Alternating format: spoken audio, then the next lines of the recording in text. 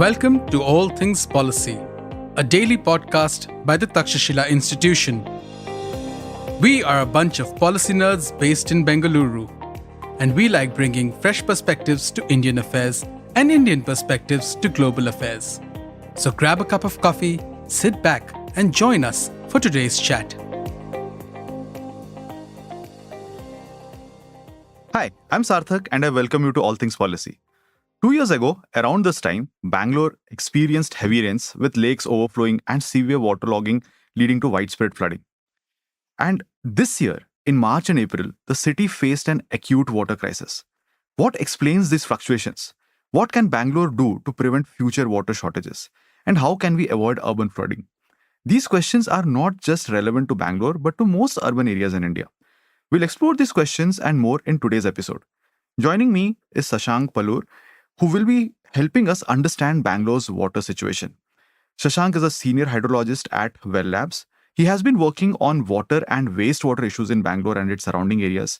He and his team do fantastic work related to water, environment, land, and livelihoods. Along with this episode, we'll share a link to their work on Bangalore's water balance report, which includes some fascinating statistics and visuals. Hi, Shashank. Welcome to All Things Policy. Hi, Sarthak. Thanks for having me. So, Shashank, before we get into the crisis part, right, what happened this year, it would be great if you could give us a big picture. How does Bangalore get its water from? What are the major sources? Could you provide some details on the quantity of water that is drawn from these different sources? How has it changed over a period of time? Right. So I would assume that in the last 20 years, the population of Bangalore has changed, demography has changed. So there will be some shifts over there. And what key factors typically influence water availability in Bangalore? Yeah, so just to set the context here, like if you look at cities across the globe, and if you look at especially the cities with more than 10 million population, Bangalore is an outlier because neither is it near a river or a sea. And this basically impacts the availability of water that it has throughout the year. And to circumnavigate that issue with the rate of the city growing across the past 2 decades, like you mentioned, the city has doubled its population. And it's going to further increase its population because it's one of the fastest growing cities in the world. And when you look at how much water the city needs, it's right now around 2,600 million liters of water every day. And right now, the primary source is Kaveri, which is 100 kilometers away, 1,000 feet down. And you pump up against the gravity, which incurs huge amount of infrastructure costs, electricity costs, and like manpower that is required to run this operation 24/7. And the other part is mainly groundwater because Bangalore topographically is located around 870 to 900 meters above sea level. So we are on top of a hill, and you can compare this to somewhere, say, Dehradun. Like, it means when you think about Bangalore, you don't think of Dehradun, exactly. right? So that's one of the reasons we have good weather as well, because we are so high compared to the neighboring areas. And the difference mainly compared to other big cities is that Bangalore sits on a hard rock region, the Deccan Trap. And the rocks here are not very conducive to storing water. They are just hard rocks with cracks, and water fills these cracks. And like any crack, it's very easy to fill and very easy to withdraw. So it's not a year-long source of groundwater either. So the 50% that Kaveri provides and the 50% that comes from the groundwater.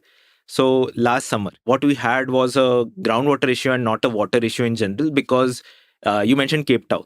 Bangalore will not face that because we have 50% water coming from Kaveri no matter what.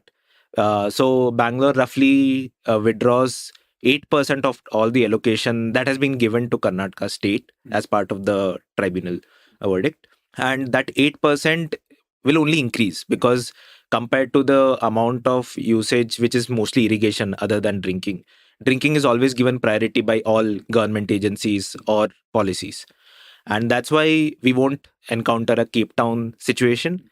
But the thing is, it's still very bleak because the rate at which the city is growing, the outsourced supply is not catching up at that rate. So, Shashank, I mean, just stepping a bit back, Yeah. right? So, the main two sources of supply in case of Bangalore is Kaveri and groundwater. And Kaveri, I think, slightly more than 50% of the supply is from Kaveri, Yeah. and around 48% is from groundwater. And as you mentioned, Kaveri, I mean, there are different political, economic considerations when it comes to drawing water from Kaveri river. And also there is this cost factor, right? Because it is quite far, it's become very expensive. And also when it comes to groundwater, there are various challenges. Now, this is the supply part, right? Now the demand part. Consumption has been on the rise. But if I have to compare consumption of water in Bangalore as compared to, let's say, some global cities, some international cities, right? Or maybe cities within India. How does it compare? Like, are Bangaloreans consuming more water, or is it okay? Yeah, so during our research for our report, we estimated 150 LPCD, which is 150 liters per capita per day, as the norm. And that is also some studies that have shown, which were done like around 2016-17, which showed that the median consumption in a household in Bangalore is around 150 liters per day per person. And this, of course, varies. Like the well-off consume more, the people in the slums or the informal settlements consume less because the frequency of supply, the ability to store water. So these parameters kind of help or keep the people from like using more or like saving. And but when you look at, say, European cities and European metro cities, especially um cities in France, Paris mainly, UK, and further German cities. So you would see that their average consumption kind of is around 200 to 300 LPCD. And within India also. So recently I was talking to a person and he mentioned that Pune consumes the same amount of fresh water as Bangalore with like 75% of its population. Okay. So it's just like sometimes it blows your mind to just think about like why are people using that much water? Like where are they using that much water? So yeah. Yeah. So when it comes to the demand for water, it's not like Bangalore has an excessive demand. It is at par with what are the norms, I would say. And if you compare it with some of these global cities, it is less, right? Less 200. If London is consuming 200 or 300, we are consuming definitely less than that. But when it comes to the supply, our dependence is on river water and the groundwater. So do you think this composition, in the sense 50% dependence on river, 50% dependence on groundwater, is this something which is not the same in other places, or how is it? In other places, do they depend so much on groundwater? No, so that is where India in itself is an outlier. So India heavily relies on its groundwater because, especially in the southern part of India, because we do not have perennial rivers. Yeah. And even though we do get monsoons, it's like normally between 4 months, 2 months to 4 months, depending on where you are. So Bangalore gets two monsoons. One is the approaching monsoon and the retreating monsoon. So in terms of that, when you look at Bangalore, Bangalore receives 960 of rainfall on an average every year. And that should be good enough if you are able to store the water. Okay. I don't have the context, right? So, Yeah. So 960 is a good number. Yeah, it's good. Like it's one of, I would say you are in the top 30% of the country when it comes to rainfall. Only Western Ghats and Northeast India would receive more rainfall than this. And so groundwater is very particular to India because that's how the tradition has been followed. So we have open wells, we have had open wells, we have had tube wells, dug wells, artisan wells. So historically, we have depended on groundwater because we have the seasons that vary between extreme heat and like cold. So groundwater has always been this buffer that caters to when there is no availability of like rainwater or like river water. Okay. So since you mentioned this a few minutes back, that this year's issue was more of an issue related to groundwater. And I'm not sure whether we have faced this kind of crisis in Bangalore in the past. So could you explain what happened this year in the month of March and April? Why did some parts in Bangalore, I don't think all parts of Bangalore faced the crisis. What happened? What was the specific issue? So if you spatially look at Bangalore and its growth over the past 2 decades, So what you'll notice is that the fastest growing parts of the city are the peri-urban areas. And that is very counterintuitive to normal city growths where you densify the center, and then the peri-urban is where you are like, you have open spaces and like say single family homes and bungalows and all. But thing is, if you see Bangalore, like especially in regions of say Mahadevpura Hmm. and Bomanalli, and these are the regions where you have like huge vertical densification, right? You have apartments everywhere, apartment complexes with more than 1,000 flats in a single place. So but the thing is, BWSSB supply is still restricted to the center of the city. So where is all this new population getting its water from? From the groundwater. Like they have their bore wells, they have tankers, which in turn withdraw from bore wells and then supply it to these apartments. So the extraction or say over extraction of groundwater is happening in these peripheral areas, especially when there is no direct BWSSB supply. Hmm. And this is the reason we have faced it this year, is because it's not like this year was some sudden this thing. Like this has been a trend. We have been over extracting continuously over like multiple years now, and we are recharging even less. So of all the groundwater that we extract in the city, we recharge only 10% of it.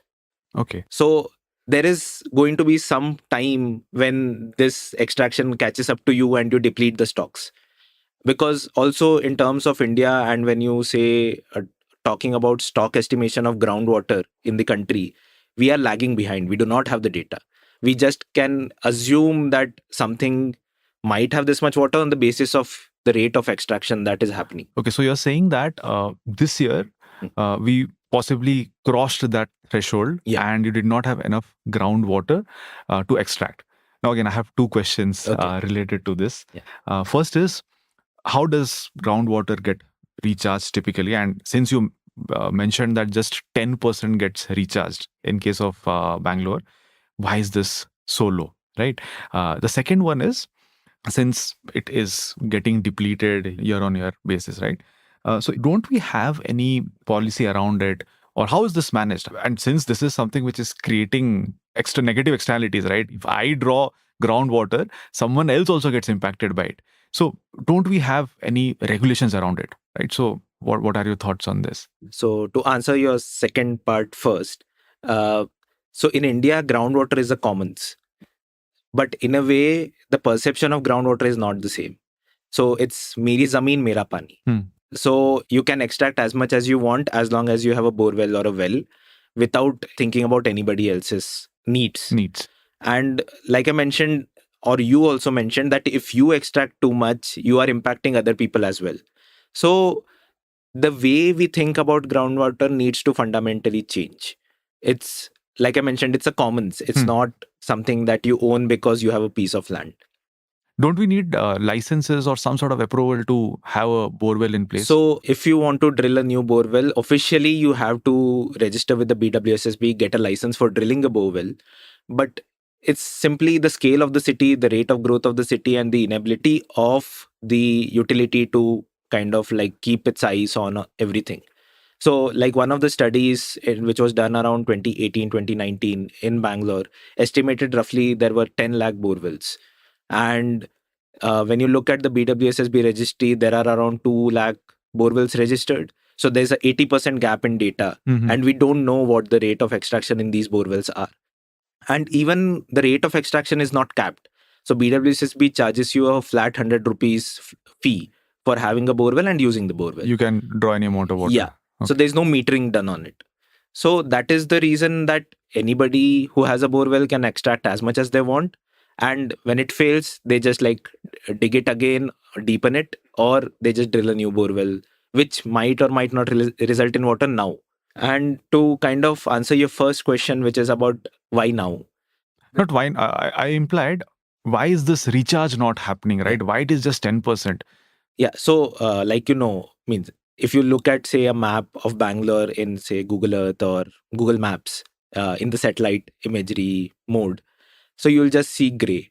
And that's one of the reasons, right? Like everything is paved, everything is concretized. There's not enough space or open space for the water to seep into the ground. And if you don't have that space for the water to seep in and you're just extracting, that is where the imbalance is caused. The places where right now the water is seeping in is through green spaces and blue spaces, which are lakes. And these are the only 2 points in the city right now where the recharge can happen. But lakes are less than 1% of total area, and green spaces are 2%. So a total of 3% is what we have to put all the water in and to match up to the extraction that is happening. And the second part is climate change. So if you have noticed that the number of rainy days has actually decreased. We have like rain, we have sun, like where it almost feels like summer is back again, then again it rains, and it rains like huge amounts in a very small duration. So this is what climate change is doing. It reduces the number of rainfall events, but it intensifies the rainfall events in itself. And for groundwater to recharge, you need time for the water to percolate. It's basically say you sprinkle using a garden hose on a soil and then you dump a bucket of water. So you'll obviously see that the water that is being dumped from the bucket will flow off because the soil cannot absorb it. So these are the two things basically which are affecting the recharge rates in the city. Okay. Thanks for this. But there were these two interesting numbers, right? 1% and 2%, green areas and blue areas. So I was wondering, is this, since we say that Bangalore is a garden city and these numbers are like kind of very contradictory here, right? I was wondering, how does this compare with other cities? Do they have more green cover? How does the groundwater get recharged in other places? Or is this a unique Bangalore problem, that we don't have enough of these green and blue spaces? So I would say Bangalore is better off in terms of green spaces compared to other cities, compared to say Delhi or Mumbai for that matter, which are like very densely populated. But the thing is the underlying nature of the rocks. So Delhi, as you know, is in the Yamuna floodplain. So it has like huge amounts of storage possibility, and also it has a river. So even Delhi is actually going through like a problem when it comes to groundwater because that borewells are deepening, especially in the southern part around the Aravali's, where hard rock. So it's not the East Delhi or the North Delhi which has groundwater issues. It's the place with rocks and hills that is having the groundwater issue. And in terms of say green spaces or blue spaces, yeah, Bangalore is bad when you compare it to Bangalore of like say 2 decades ago. But Bangalore, when compared to other cities, is still much better off. Okay. Thanks for this clarification. Now, again, if world over, we have seen different cities facing water crisis, and you did mention about Cape Town. So Cape Town had this water crisis in the past, and I have also read some media reports which compared Bangalore with Cape Town. Maybe a few years back, there was this report. So I was wondering, whenever we had these instances of water crisis in these cities, how did they get over it? What did they do? Do we have any lessons for Bangalore in that? Yeah. So in case of Bangalore, like the scarcity actually helped open the minds of people to alternative solutions, or basically the tracks that we could take or follow to make sure that like in the immediate time span we like tide over the crisis, and the other one was how to make sure that this does not happen again. So one thing that was mainly done was looking at how to reduce the burden on freshwater for activities such as construction. Because when you look at the trend of construction activity, when it happens in the summers when there is a shortage of water. And construction industry mainly relies on groundwater. So every construction site will have a borewell, even though it's not allowed. They have a borewell. They get clearance to dig the borewell, and then later on, once it's completed, they hand it over to the residents and then leave. So the first thing that BWSSB did this time during the crisis was to take over all the construction sites, and the borewells were not allowed. They could not drill new borewells, and they redirected all the water from these borewells for drinking purposes. And they encouraged construction sector or developers to use treated wastewater from BWSSB STPs for their activities. So the range of construction consumption in the city varies from around 1% to almost 15%. Oh, that's a huge. So yeah, because like concrete curing and like cement mixing, all of these takes huge amounts of water. And like I mentioned earlier, it takes up water in the summers when there's a shortage. So this was the one of the kind of milestone changes that were done where they took cognizance of that this alternate use being a possibility. And they also then further expanded into looking at how they can upgrade their current STPs, the centralized STPs, which are like huge. Like they range from 100 MLD, 100 million liters a day of treatment capacity to 350 million liters of per day capacity. And these are these mega plants which are just treating water, putting in the resources, energy, everything, and just letting it out. So finding this use case. And the second one was the on the consumer side, where the people were, because of the scarcity, were open to reusing tertiary treated water for certain use cases. So apartments, especially which did not have BWSSB supply, were completely reliant on bore wells, and their bore wells dried up. So they were open for this aspect where the BWSSB STP would send them tankers of tertiary treated water, and they would use it for almost all purposes apart from drinking. For So- landscaping and all those things. No, even say bathing. Okay. So the BWSSB would give them only like 5 liters, which is the norm for drinking water per day per person. And they would give them sure 5 liters per person per day in a household. And then the rest has to be the tertiary treatment plant water that has been sent. Okay. So, Shashank, I have a couple of questions related to both these things. First one is treated water, right? Now, treated water can be used for variety of purposes. And in case of Bangalore, what we observe is we do treatment of water. More than I think 70% of the wastewater is treated, but it is not used. A lot of that is just wasted, I guess. And again, there is some part of the water which is not treated, right? So again, why are we not able to treat all the wastewater? And the second part is why the treated wastewater is also not being used. Is there no way by which you can use it? So to answer the first part, so we are treating around 75% of the total sewage. 70% is the centralized BWSSP STPs, and around 5 to 10%, which varies, is by the small scale apartment STPs or malls and IT parks. So these are the two main treatment centers in the city. In case of the centralized, the large scale STPs that I was talking about, like the two big plants. So one is the KNC Valley STP, which is near Belandur, and the other one is the HN Valley STP, which is in the Hebal area. So these two are actually treating all the water that they have and sending it to Kolar and Chikbalapur respectively for irrigation purposes. Okay. So we are using around 570 million liters of treated water Out of? out of 1972. So we So, are using yeah. almost around 1/4 or 1/3, we would say. Yeah. So I would say 1/3 of it is being used. But how do you see what is being used, or how do you say it's used? Because technically we are sending it out. It's not catering to Bangalore in terms of water security. Of course, the farmers grow like vegetables, fruits out of this water in the water starved areas of Kolar and Chikbalapur. Why are we not using it in Bangalore? So that's what. So right now there is no policy that can kind of encourage the use of treated wastewater apart from the small scale STPs, where they are mandated to reuse 50% of the STP water which they generate. Earlier it was 100%, which was not feasible at all. And then now, because of the scarcity issue, the government of Karnataka has now amended that policy where they can sell up to 50% of their treated water under the condition they are using the other 50%. So we lack the infrastructure, first of all. Like, how do you send this water to the people who need it?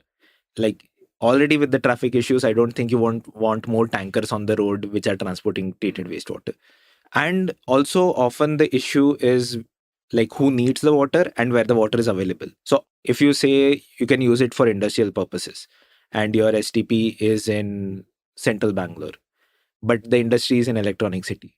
So a tanker that goes 20 kilometers to deliver one tanker load of water is simply not feasible economically, environmentally, or like in terms of time, because the sheer amount of time it would take for it to reach there. So right now, majority of the water from centralized STPs is either going to landscaping in certain areas. There are a few industries which are taking it up. The Bangalore airport, kind of their construction was completely done through treated wastewater. And now they don't need any water because they are 100% circular. So they use up all the wastewater that they generate into the airport itself. And I think you have heard of the rail wheel factory in Yalanka.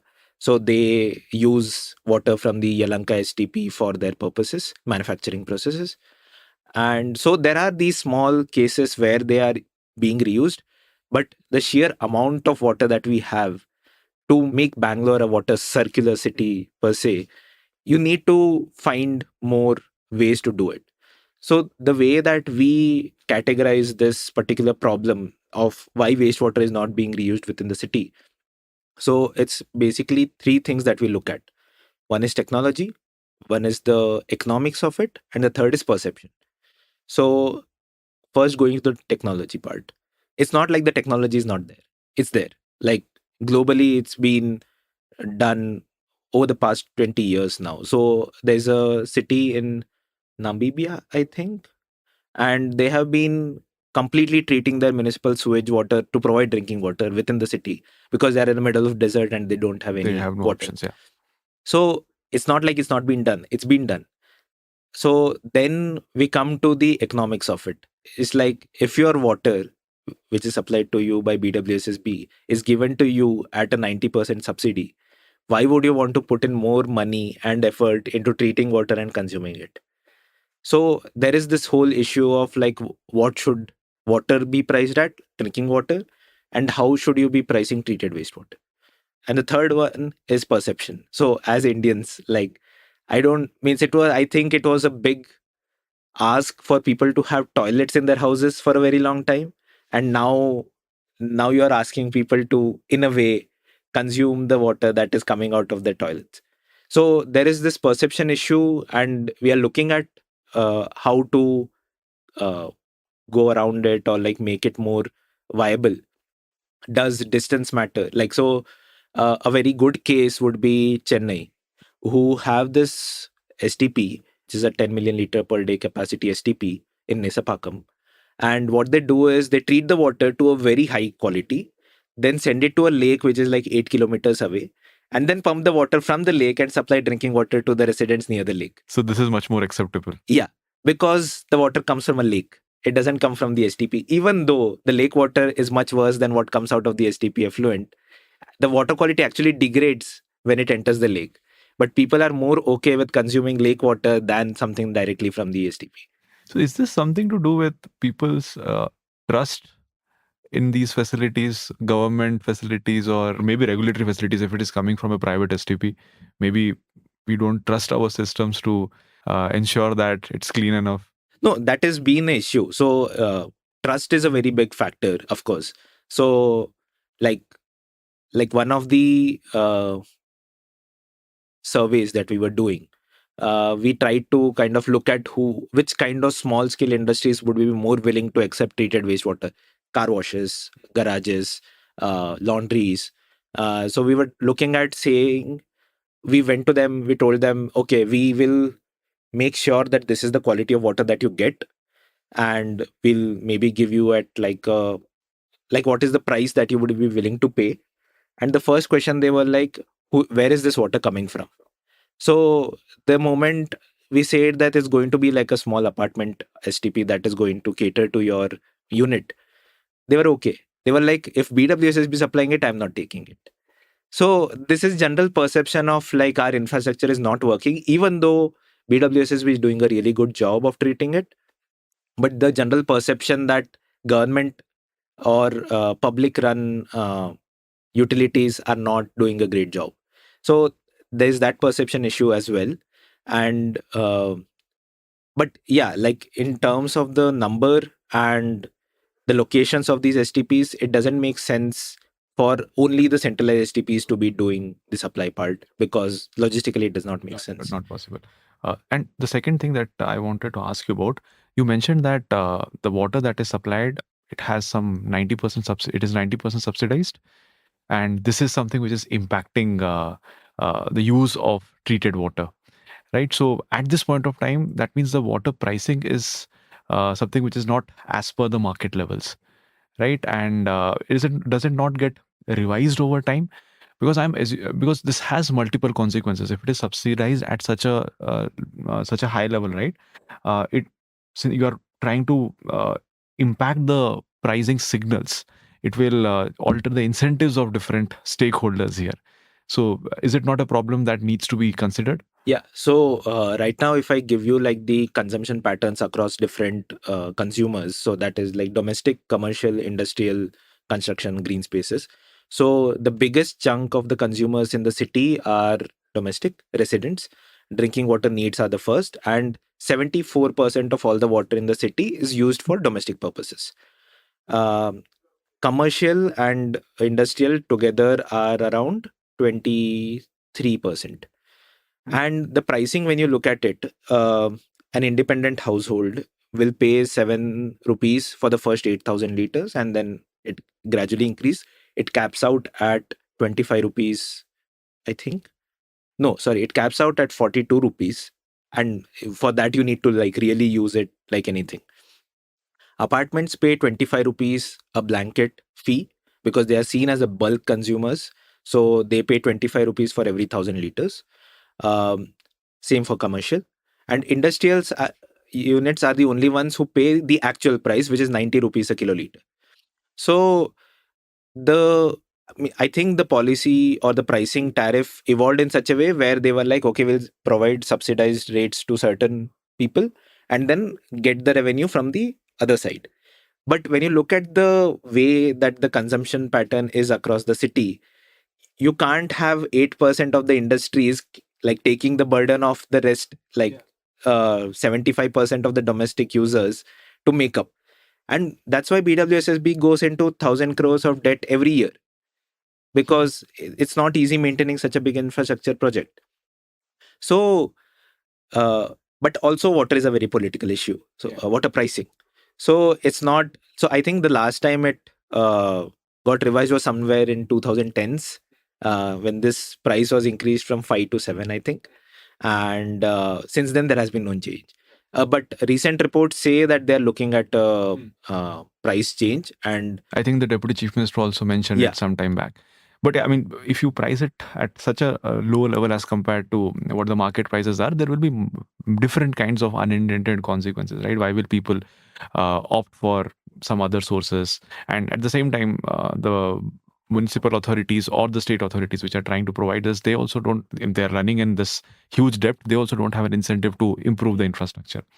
Since you mentioned about the Bangalore Water Supply Board, can you just quickly tell us how water is governed in Bangalore? Do we have one authority? Do we have multiple authorities? Is it under the urban local governments? Is it under the state government? How is it? so in case of Bangalore, the water supply, if you have a Kaveri supply, is through BWSSB. That is the only in charge. But that is also under state government, right? Yeah. So it's a separate entity under the state government and not under the local body. So BBMP is separate. They kind of, in a very confusing way. So BBMP, so there are certain around, I think, 16,000 bore wells that is run by BWSSB to provide groundwater supply to local areas. But they only run it. So the digging part is done by BBMP. The running part is done by BWSSB. BBMP, for our audience, is the municipal authority here. Yeah. And but the thing is, you can dig a borewell once and then go away, but it's the operation pumping that is like the main part. And again, I read it somewhere that they have around 250 crores of debt because of the pumping charges they have not paid to maybe Bescom, I think. So BWSSB has Bescom this, is again another entity involved. yeah, so that is electricity services company. So it's just the operation and maintenance.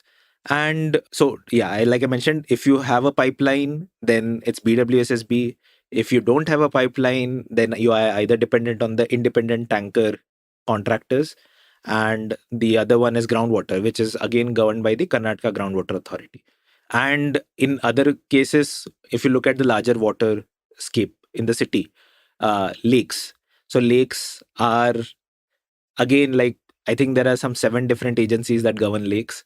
So the water is governed by somebody else, the land part is governed by somebody else, the water quality is governed by the pollution control board, the stormwater drain department looks at the water that is going to come in but is not in the lake. So it's just like a mishmash of all the agencies without clear boundaries on whose responsibility is what. And of course, like if you point at something, they'll keep like making you go around different offices. And so yeah, so a single body might ease a lot of these issues, but again, like I mentioned, BWSSB is lagging behind to And provide. typically, water supply is generally in cities. It is the urban local bodies which provide for that, right? Municipal authorities and people, and urban local bodies are closer to the people, right? So there is an overlap, right? People can make the demands, and again, the bodies can understand their demands, accordingly provide for it. But here it is coming under the state government, which might make things complex. In some of the episodes, we have talked about Vixelian connection. That is what seems to be failing here. Uh, So, Shashank, you have given us a very good landscape of the water situation in Bangalore. But we have seen that this year we had a water crisis. In the past, we have had urban floods. So now, if you have to avert these kind of issues in the future, let's say we want to ensure that there is no water crisis in Bangalore in the next summer, what do you think are the solutions? What are some of the things that we should do immediately? What are things that can be done in the long run?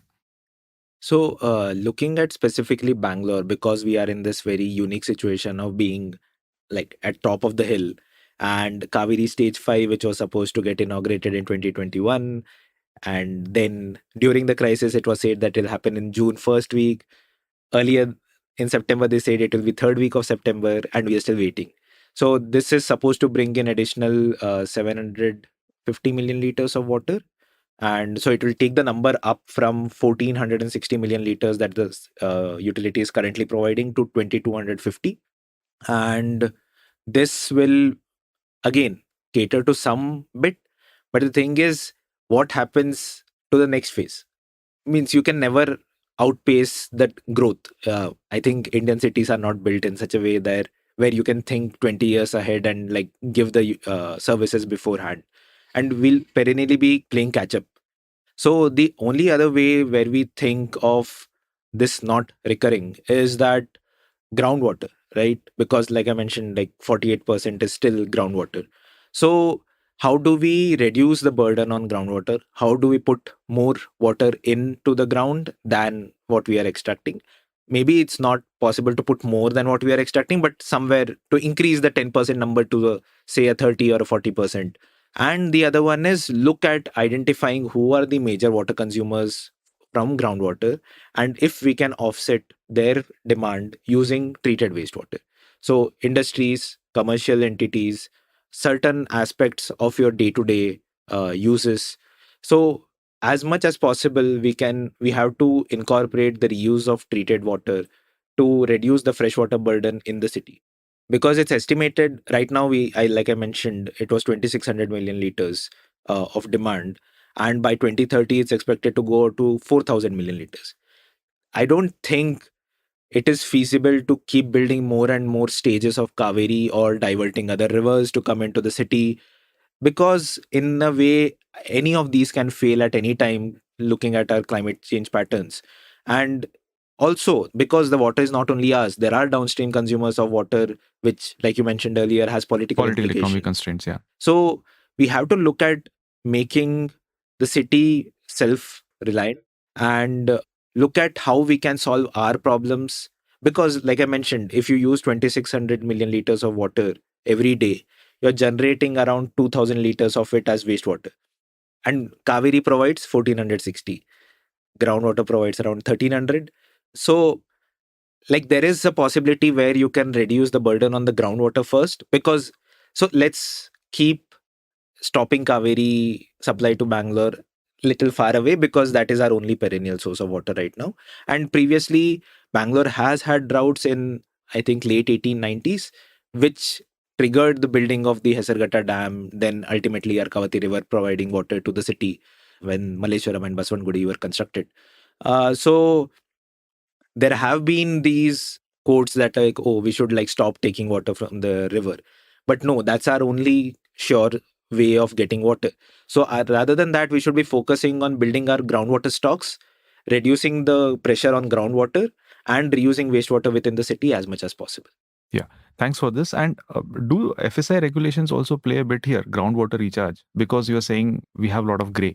So it might be because you are building laterally, right, horizontally, right? If you have more vertical spaces, maybe the gray coverage will get reduced if you change your FSI norms. Yeah, so if you look at the current regulations, if you build an apartment complex, you need to have 30% as open space. But this 30% open space is normally parking, which is again concretized. So the way we think about how the buildings are built is definitely a way how we like change that. More permeable surfaces, like Church Street, for example, right? Like they did the entire thing so that there's more percolation with the interlocking blocks. So there are, I think this would be like an urban planning way to go about it, where you look at how to put more water into the ground, because also recharging the deep aquifers is not going to happen immediately. But what we can do is the shallow aquifer, which is just below the ground, the soil, that is what we can currently use to maximize the amount of water that is stored in the ground. And what are some of the possible ways by which the treated water market can become better? Or let's say my apartment is treating wastewater and we are now generating, and maybe we have excess of it. How can I sell it to someone who needs it? Is this something which is quite feasible in Bangalore right now, or should we do something to ensure that this market function as per its potential? So we at Well Labs are kind of working on this right now. So we did this entire survey to estimate what is the rough amount of water that an apartment has in excess. So it varies. So if you're a smaller apartment, you'll be like struggling to use the 50%. Because you do not have enough green space. You do not mean how much toilet would you flush in a day, like to use up all the water. So this ranges from 60% excess to some people saying that they use up entire amount of water that they have, because like they are built in a way where they have such huge green spaces that they are willing to buy water from other apartments to like do the same. And so this is a range, but the average that we have found out is to be 50 to 40% of excess treated water that is available. So like I mentioned earlier, the economics. So the technology economics come together here, because we need more affordable ways of treating water on small scale. And if you want to sell, then you need to reach a certain quality of water before somebody's okay with accepting it for their reuse cases. So we are trying to come up with these standards for use case related. So maybe you don't need to treat all your STP water for drinking quality. Like if you are going to do, say it's going to a public park, why would you want to treat it to an RO level and put in all the electricity and cartridges and things like that? And so we are looking at fit for use standards, and we are working with experts to kind of create the standard. So this enables the market in itself. Reduces the information asymmetry so that more transaction can take place. Simply looking at the current state, so we have around 2,600 STPs in the city in apartments. And that simply says that it's such a decentralized network. It will reduce the number of it will increase the number of transactions, because there's a shorter duration between the sink and the source, as we call it. So I think there is a good way that this might take up, but also it heavily relies on incentives and how people perceive wastewater. I think this is the right concluding thought to end the session. Thanks, Shashank. Do you want to add anything? No, I think I've said. Yeah. Thanks to the audience for joining in. We'll meet again in one more episode of All Things Policy. If you liked our show, dive into Takshashila's research on technology, strategy, and economic affairs. Check us out at our Twitter handle @Takshashila INST or our website takshashila.org.in.